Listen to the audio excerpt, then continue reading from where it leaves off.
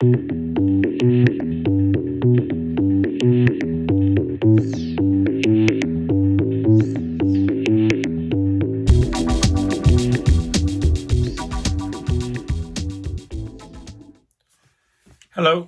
and welcome to another episode of Lost Like Mike.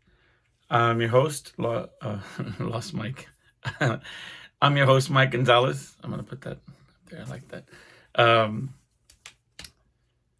Your general ambassador for all things displaced and out of sync. How are y'all doing? Thank y'all for joining me, for subscribing, for leaving messages, and for sending me messages on lostlikeMike@gmail.com and other comments that I'm finding different places. I appreciate that very much, yo. Today's episode,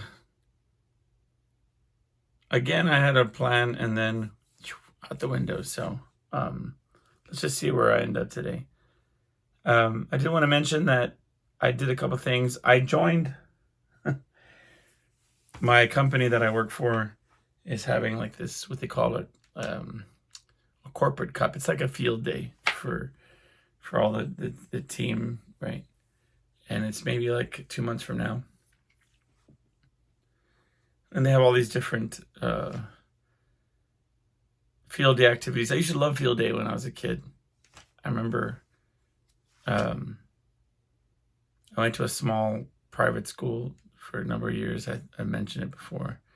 And field day was so much fun. I learned a lot. It was a lot of we would do. I remember it would be everything from like, tug of war and like foot races and relay races and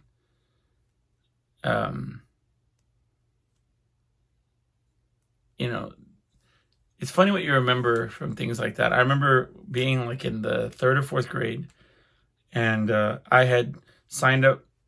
I wanted to do things. I wanted to have fun. I wanted to I was not the most outgoing or vocal, kid, but we had a jump rope race. No. We had a jump rope race. I used to kill at jump rope races. I was like this little torso with like these really longer legs. And for some reason, I could run and jump rope like super fast. I would just crush it. And it was like ridiculously crushed too, like where it'd be this weird gazelle just traveling across, the racetrack. And the beauty of it was that I never practiced or I never tried it before. I just sort of, okay, so what's the objective of this? Okay, so you're gonna jump rope, but be running at the same time, and it was like this one thing that I was naturally great at, untouchable. I wonder if I could even do it now. Anyway, but I remember being little and thinking that it was either I was going to be a veterinarian or professional jump rope racer because I was just that good. But I signed up for all these dumb events, and I signed up for like a hula hoop contest. Mind you, I can't even hula hoop. Like if you asked me right now and said, you know what, it's life or death, $1 million, just hula hoop for 10 seconds. I'd be like, well, I wish I could. But I can't. I don't know how to hula hoop. But I signed up for all these different things that they would allow me to sign up for, so I did. And it was me versus this girl. Oh, there's several people. But I remember she had this look on her this like sly smile, like that she, did hula hoop every day or something. So they're like, on your mark, get ready. And then they said, go. And everybody started to try to hula hoop. And some just fell, the hula just fell flat and just went down without even any try. And the girl, of course, she starts off already rocking it. And like she was doing this hula hoop. and I'm describing this happening over a long duration of time, but really it was only a matter of seconds. So she starts hula hooping, and I kick it around my waist, and it starts going down immediately. And I'm doing my upper body, my hips, and it seems like it's going all the way down, like it's gonna fall flat. So then the girl, this like professional hula hooper, she like lets out a big old like excitement, thinking that the hula hoop hit the ground. She's like, I win, right? And right at the last second, my foot catches the hula hoop, and I kick it a few times around with my leg, and it stays up. Me just hopping and keeping this hula hoop up for like 2 seconds. It was like the biggest upset in all hula hoop history. It was my best day ever. And it's so weird what you remember, because I don't remember much else from that time period, but I remember that field day. It was a legendary field day. My favorite sports anecdote of all time, because I beat out that girl at hula hoop.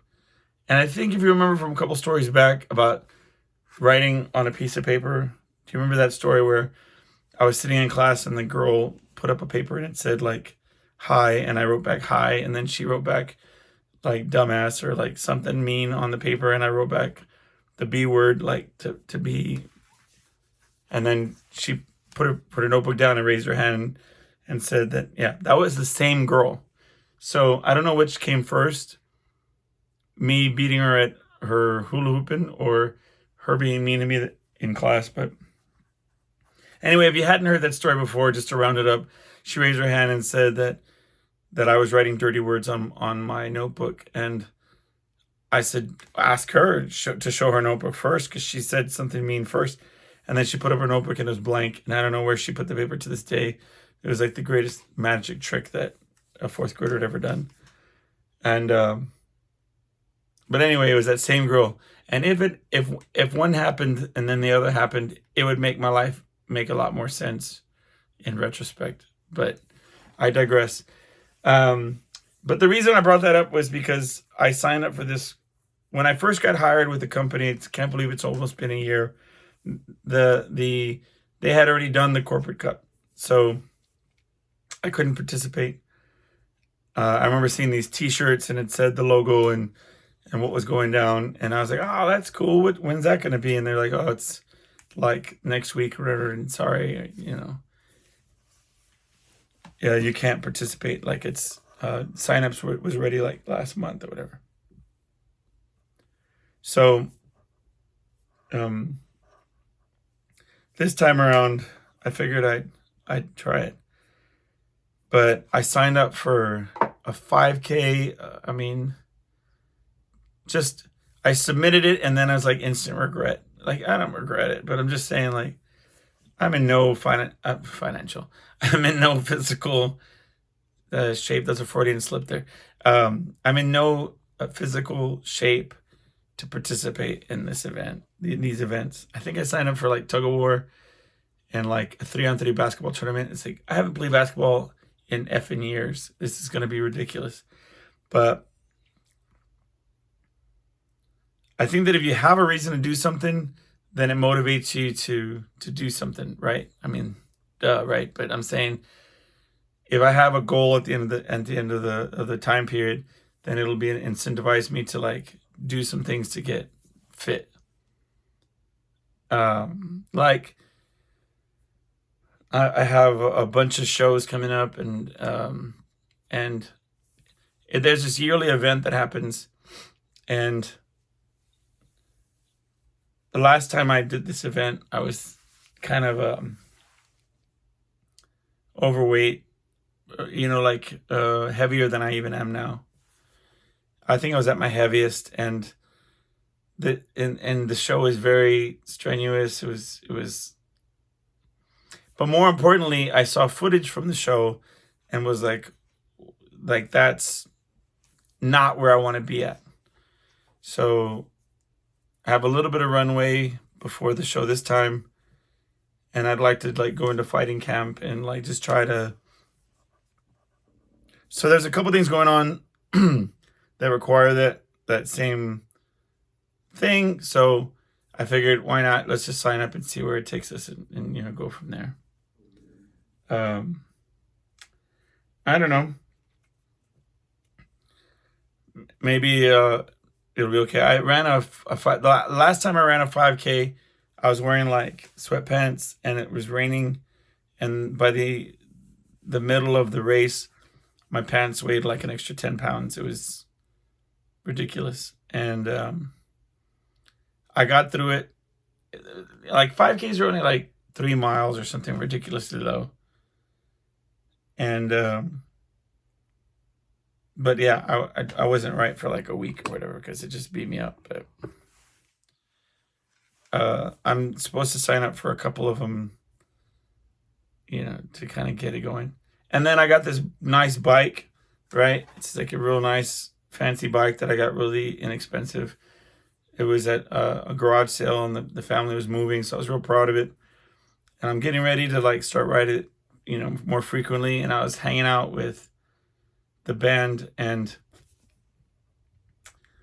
then he mentions, well, they just recently found connections to like testicular cancer with frequent bike rides on like skinny bike seats. And I'm like, oh, okay. So I don't know what I'm going to do about the bike seat, or if that's true. So if you can comment or put something in the comments and be like, but then like Lance Armstrong, didn't he have testicular cancer?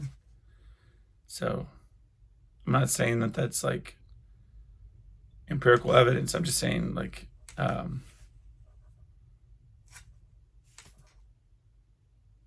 don't know. And it's a real fancy, thin seat. I like those big, giant, cushiony seats, but like I said, this bike's all fancy, so. But anyway. Okay, so recently I've been haunted by this, like, it's funny to use the word haunted, but I've been thinking a lot about life is an accumulation of all these different things that you do. For me, it's like I learned everything I've learned the hard way. I've made more mistakes than I'm comfortable even saying out loud. I'm not a blamer. I don't like pointing fingers and saying, well, if I had more guidance from here or there, I don't even know if that would have been true. But a lot of times I do this like instant replay years after the fact, and I still can see choices that I've made over the years that I call it haunting me, because they sort of pop up at the worst times and sort of remind me that by all accounts, a lot of times I'm really hard on myself, and I consider that I've done a lot of garbagey things and things that I'm not proud of, or things that I'm, Selma Hayek once said, on this one thing, she's like to own and embrace your mistakes, because you wouldn't be who you are today if not for them. And that's a sentiment that's been expressed by many different people, many different ways. And she didn't like invent that idea, but when she said it, it sort of resonated. The way that she said it was basically like somebody tries to call you out on your shortcomings or the things that you've done wrong. Acknowledge it and say, so what? Like, yeah, I did that. I did that too.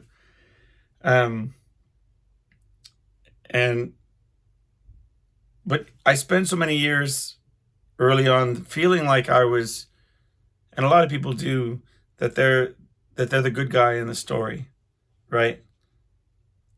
I always felt like I was the protagonist, but you live long enough to realize that you weren't that good guy for a lot of people. Maybe you didn't make all the best decisions, and maybe you didn't do everything right. And forgiving yourself for the things that you've done I mean, whether or not you have the right to do so, I think that if you really have that, if you really feel like you've grown, maybe you can. I have a hard time doing that myself, but I know I'm going on about this, but what I'm getting at, or what I'm referring to, is I'm going to probably put it out there for your opinion as well. But okay, I remember I had signed up for a 5K with some friends, a whole bunch of friends. Okay. And to tell you, I wasn't in shape. Yeah, I wasn't in shape. But I mean, it was so bad. I was even a smoker back then, right? So I'm driving to this 5K that's starting early in the morning.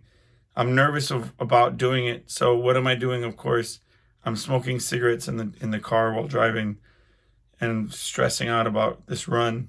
That's how bad of a shape I was in. Don't get me wrong. I mean, I remember in college the first time around when I went to the private liberal university, and I was on the, okay, just don't think too much into this, but I was on the rugby team for all of a week, I think I was, because I wanted to join something in college, and they're like, rugby, and I was like, okay, well, I'm sure somebody will teach me how to play this game. You know, it has like a football in it, so this must be easy, right?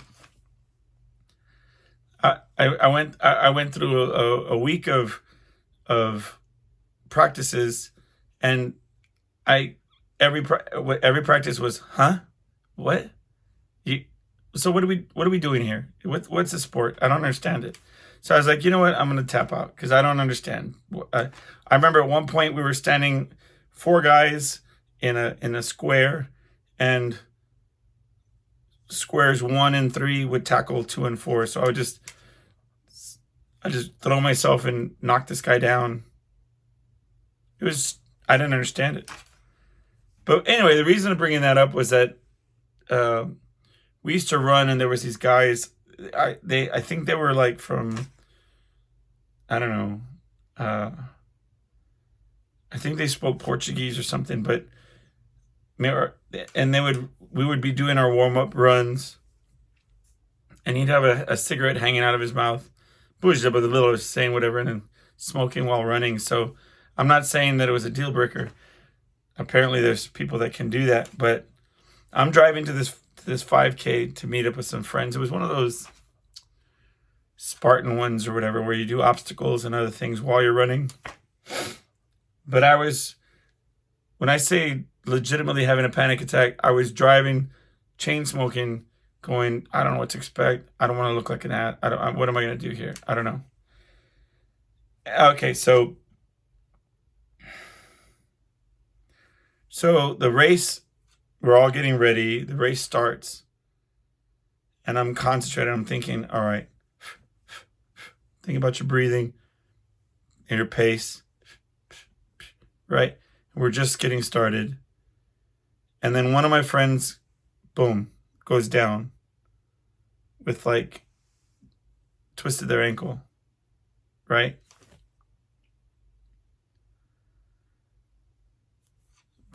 And I knew in my heart, if I stop,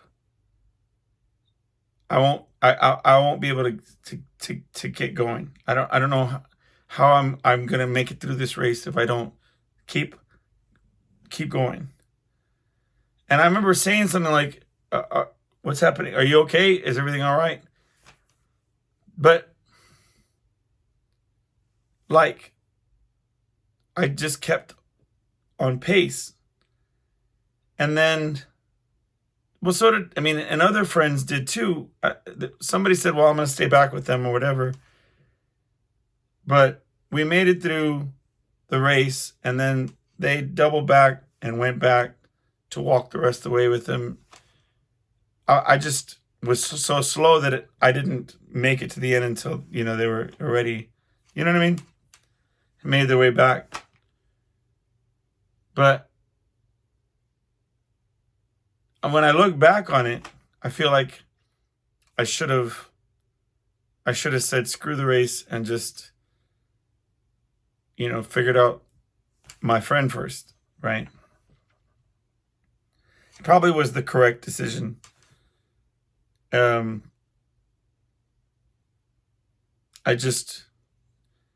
was a very selfish thing that I did. So, I don't know whether or not that's, the right way to have handled it. But yeah, because in my mind, some of the thoughts that popped in my head were like, well, obviously this person's not going to continue with the race. They're just going to call it a day and go back to the beginning and be like, I got injured. I'm out. Let's just hang out and wait for everybody to finish the race. But it wasn't a very classy thing to do in retrospect. That's my point. So I beat myself up. For example, with that one, I'll randomly think of that, occasionally. It'll come into my mind and I'll be like, oh, what an ass. Like, so uncool. And that's just a mild one. I've got a ton of them where you listen to people would be like, they would give me advice to say something or do something, to it. And like a pickup line or like something to say to break the ice or things like that, where you would listen to these dummies that, yeah, for sure.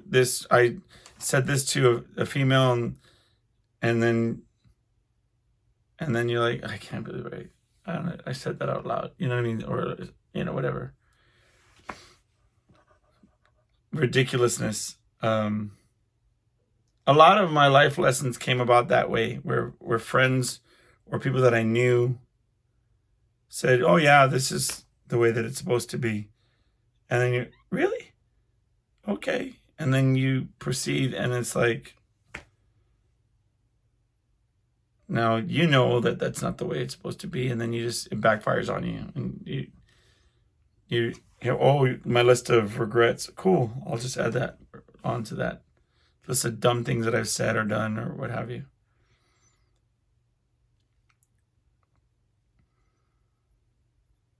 I don't know. It's weird because you hear like a lot about where they say like, well, it's easy for Catholics. They could just ask for forgiveness or confess their sins and be absolved. But then at the same time, it's like the paradox of that is that Catholics are often feel the most guilt, or retain the most guilt. So I'm not saying I'm, a practicing Catholic, but what the,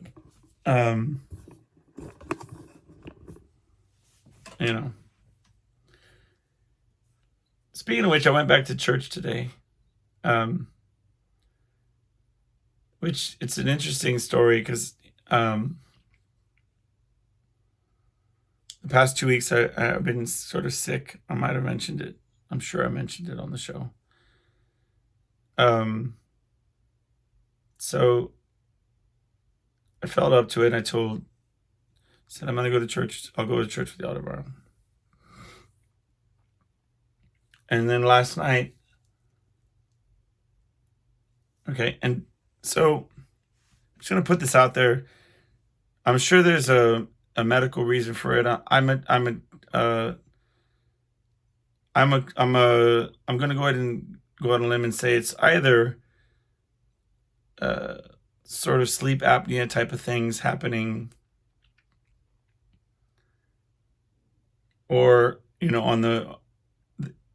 to physically describe it as something happening more than it is some sort of other thing. Let's just tell you what's going on. All right. So at one point last night, I'm sleeping and I am sincere in saying this, as crazy as it might make me sound, but I'm sleeping and I felt like somebody put their hand over my nose and mouth and pressed down.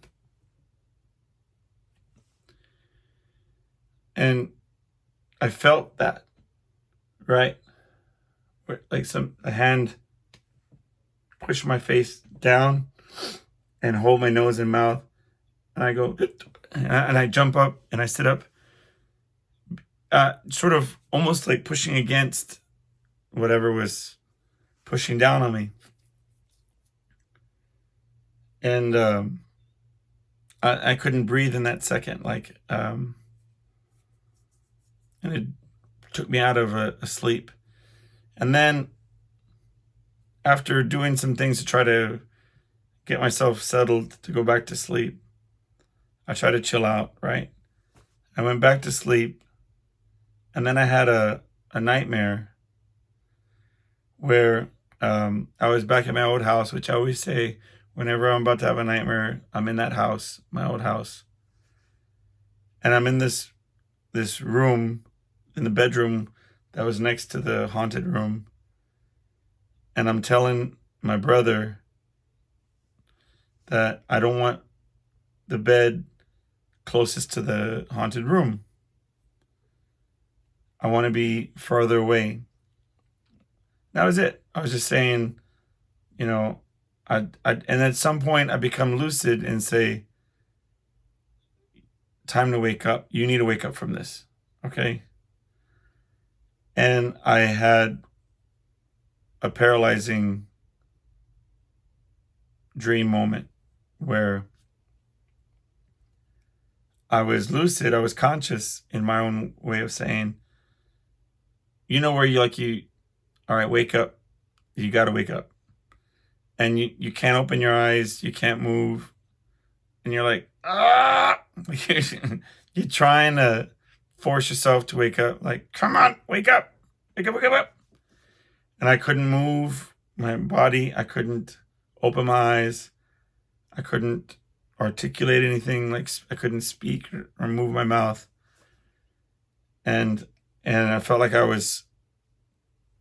it took all my strength to try to wake up. And then after a bit of forcing it, trying, then I woke up. I've had those experiences, the paralyzing dreams, for years. I remember the first time it ever happened, I thought I had seen a ghost. And I had done one of those things where I closed my eyes and thought, nah, I didn't see what I thought I saw. Just keep your eyes closed. Go to bed, go to bed, go to bed. And then I had a dream about this woman, and she was creeping up over me.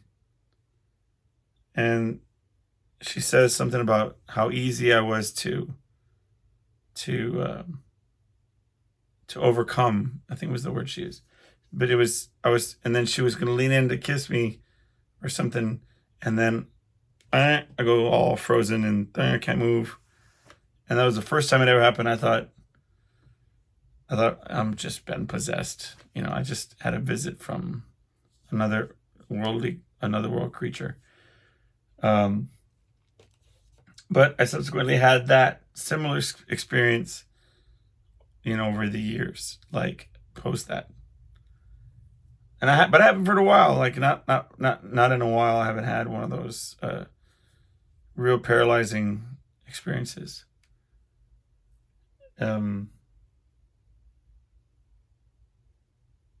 But I sometimes attribute them, and if I was to say, sometimes I say things like it. Sometimes I feel like there's like a spiritual battle going on, where I take some time off from going to church or to, and then here I say I'm going to go back, and then I start having these experiences again, right? But like I said, I just would prefer to just chuck it up to being some sort of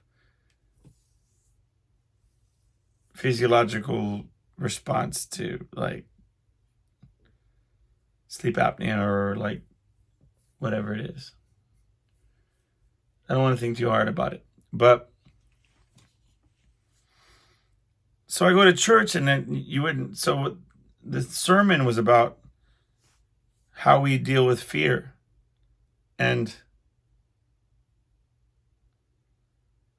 And the pastor legitimately says that sometimes and more often fear can be paralyzing.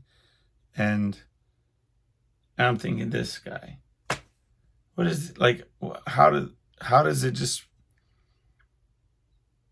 seem to call me out like that? You know what I mean? Where it just feels like it's pointed so directly at you, right? But it did. It was like, the idea was like, it's a question of faith. Like when your fear rises, it means that your faith is going away, because you should have faith that, you know, that all this is going to be taken care of, that everything's cool.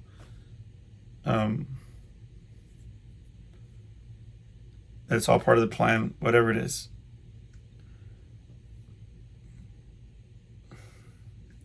I think a lot of times worry and fear is trying to exert control where you don't have any. There's just like a, you know, I don't know. I honestly don't.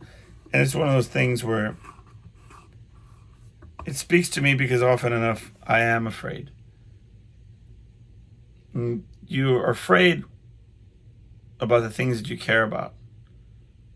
I often worry about my family, my friends, my health, my well-being. And more often than not, it's about things that I can't control or I can't stop from coming, whatever it is. Yeah. But this is a really good sermon. Really needed in terms of me needing to hear it. But, yeah. So, anyway, that's what I wanted to talk about today. I'm sure there's aspects that I forgot about, but I just wanted to visit about my experiences. I probably eventually will get more into the mistakes that I made over the years and any sort of penance and forgiveness that I not necessarily deserve, but am seeking out from the world. But anyway, just wish me luck getting ready for that 5K, and